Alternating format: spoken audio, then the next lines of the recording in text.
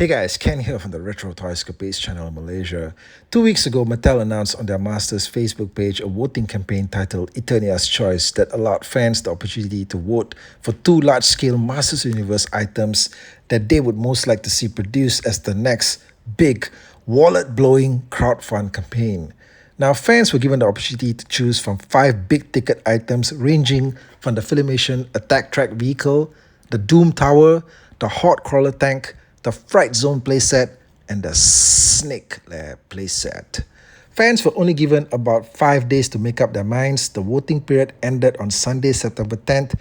Just 5 days from the time of the announcement to the end of the voting sessions. This is like a masterclass in how to get a global fan base fully focused and engaged, okay? No messing around. Now, based on the latest news update they've put out, the results of the winning entries will be officially announced on the Mattel Creations YouTube channel sometime on October 12th. So which two items do you think will most likely be selected by an avalanche of winning votes? Okay, more importantly, are these supposed to be part of the Origins line, Masterverse, or something else? Now, I'm not sure if a lot of people voted for the Filmation Attack Track, but this thing just looks awesome. Okay, it's like an Earth mode RV that has weapons, hidden compartments that open up. It reminds me of something from Mask. Now, this was featured on the classic 80s cartoon, but the one that we got as a toy back then was the single-seater motorized version that was and still is a whole lot of fun to operate. Okay, it's just a whole shit ton of fun to play with. There's an old video on the channel of me just playing with this thing. Okay, go watch it. Okay, like I said, it's a lot of fun to handle. The larger truck, this truck-like structure teases the fact that the smaller attack track will in fact be able to fit inside.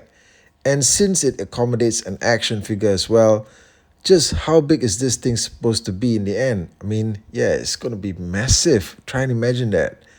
Now, Mattel has announced a whole new range of Origin-sized Filmation-style figures for next year, so you can see how something like this would fit in very nicely with that range. Now, it might even make the whole line a whole lot more exciting because I've got to be honest, okay, I don't see a Filmation line lasting very long at retail, okay, but that is a topic for another video, okay? I can't just give away all of my thoughts in one single video here, all right? But in the meantime, don't ask people to vote for this massive G.I. Joe headquarters-sized attack track base, just go ahead and make it. All right, just put it out there as the centerpiece of that whole first wave of Filmation figures. Now, next up, we've got the Doom Tower here. Based on the feedback that I've seen online, this one seems to be generating the least amount of excitement compared to everything else. Now, this thing reminds me of something that you might see in a Decepticon city on Cybertron. It's like a tall, thin, spiky structure, definitely insect-like, but one that's got a really cool throne section in the back, like something from the 1987 Masters of the Universe live-action movie, okay, where, you saw Skeletor just chilling on this throne. It reminds me of something like that. As a playset, there does not seem to be much you can do with it, but it does look cool, okay? I mean, you have to admire the mechanics behind the voting structure that's being put forward here. I mean, they're just giving you rough concept images with no description of what's being offered and, what the things can do.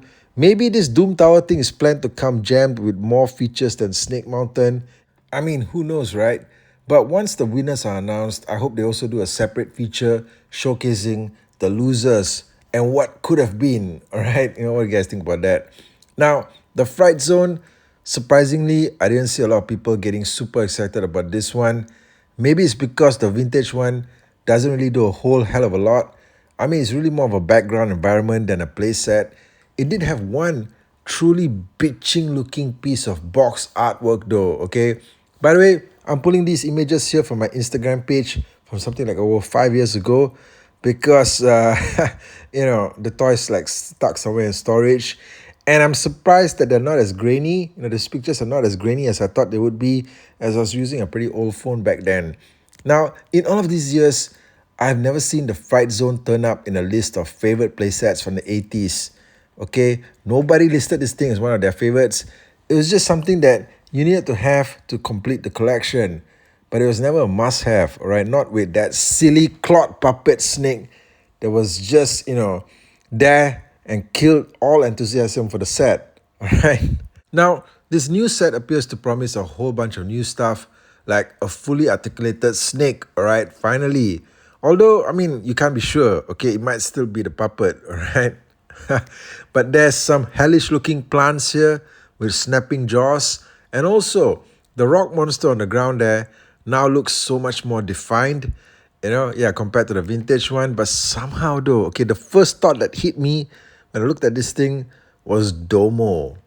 you know. Now, the Fright Zone is one of those things from the vintage line that, I mean, basically it's the only item from this list here that legitimately has a place in Origins as a modern day update of something that came before. Basically, the whole purpose of why Origins was formed, I think was, so that we will get these modern day updates of the vintage stuff. And it would be a bit weird if this thing didn't get produced. Even if it didn't have the top votes, it'd still be a bit weird if it didn't come out. Okay, and then we've got the Horde Crawler tank, which I think just looks freaking impressive. Okay, it's way more massive than the Filmation attack track, definitely. And, I saw some memes online, people were saying that this thing kind of reminded them of Thomas the Tank Engine. Basically because Hordak's face is right smack in the front of this moving vehicle. But to be fair, this thing was already on the Filmation cartoon like from decades back, all right? And I think that anytime you have the face, okay, of something, right smack in the front of a moving vehicle, that just makes the whole thing just way more terrifying, okay? It's like you're cruising about and you see this vehicle coming at you with a huge face in front of it. You're probably just like, you know what? I don't need this. Okay, let's just get the hell out of here. All right? But yeah, look, this Horde Crawler tank thing, it's sad, okay, that we have to come to a point that we need to actually crowdfund stuff like this. Why can't stuff like this just be produced? Okay, because it looks freaking amazing. Obviously, this thing is supposed to be part of the Filmation range of figures that are supposed to come out next year. And, why can't they just put this into the assortment, all right? And look, I mean, I don't know what this thing actually can do. Does it have electronics and stuff like that? Probably not, okay, but it's got a huge compartment in there for you to store all those Horde troopers, okay, that you accumulated all these years. Okay, you can store them right inside there. This is just a really great looking vehicle for the evil Horde. Somehow, I just don't think that a lot of people, would have voted for this though, okay, because I think that the playsets would have come in a lot stronger. But that's a shame, okay, because if this thing doesn't win, then it's totally something that they should have just put out there, because I think that if it was put out there into the market, the fans would buy it, all right? Then again, I can't be too sure also because, we see a lot of stuff like the Wind Raider, the Roton, and the freaking Land Shark, from like years back. Okay, they're still there on the shelves, okay? But then something like this is like something that, it's a real premium piece. It's never been seen before. If it's put out, maybe in limited quantities or something like that, people will buy it up, all right? Maybe like a limited edition exclusive. But to crowdfund it, I'm not really sure if people are really on board with this because it isn't quite as iconic as something like, say, the Thunder Tank, But we'll see what happens, okay? The last one here on the list is the Snake Lair play set. This year has been the year of the snake, okay? Or if you're lucky, you've been living in a part of the world where you can actually get those new Snake Man figures.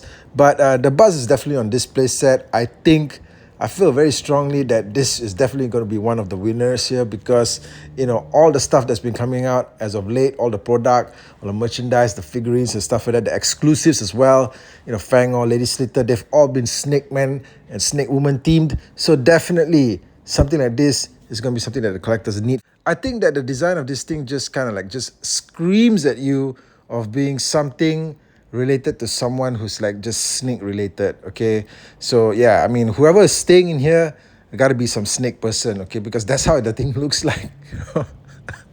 It's not like Castle Grayskull, but Castle Grayskull kind of looks like shit. It could be anything, okay, right? But it turns out like, it's like the home of the heroes or something like that. But yeah, so this one is pretty obvious, okay? I'm not saying that it's a bad thing, but it's just that it just doesn't seem too particularly exciting to me, other than the fact that it just looks visually good, all right? But I do believe that this thing will be a fan favorite. Obviously, I think it already has been.